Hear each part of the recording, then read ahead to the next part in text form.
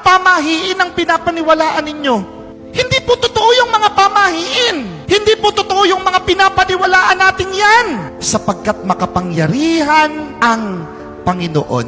Anong mga pamahiin mo sa patay? Bawal daw pong magwalis. Alam po ninyo may mga paliwanag yan eh. Bakit bawal magwalis? Kasi po, noong unang panahon, maliit lang ang bahay ng mga Pilipino. Sa loob ng bahay ang burol, sa harap ng ataol, yung mga naglalamay. Bawal ka talagang magwalis. Kabastusan eh. Meron kang bisita, tapos nagwawalis ka. Bawal kang magwalis. Pero pag alis ng bisita, pwede kang magwalis. Ano pa? Ano pa? Bawal mag-uwi ng pagkain. Kasi mawawalan sila eh. Selfish mo naman kung mag-uuwi ka ng pagkain. Amen?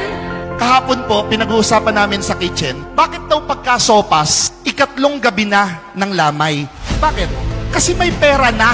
Nagigets niyo ako? May ambaga na eh. Wala yung kinalaman sa patay. Ano pa po ang mga pamahiin? Bawal maghatid. Hindi nga, kabastusan na iwanan mo yung mga ibang bisita.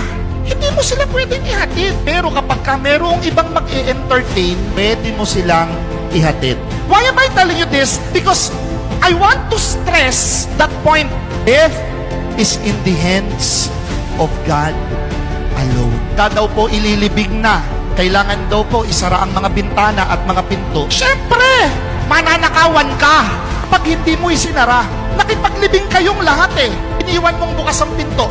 Mananakaw ang abuloy. Amen? Amen? Ano pa? Bawal maligo. Dalawa lang yan. Mamamatay kami ng mga nakipaglamay dahil sobra mo ng baho, talagang hindi ka maliligo. Mga kapatid, kahit ano gawin ninyo, kung gusto ng Panginoong pahabain ang buhay ninyo, papahabain niya ang buhay niyo.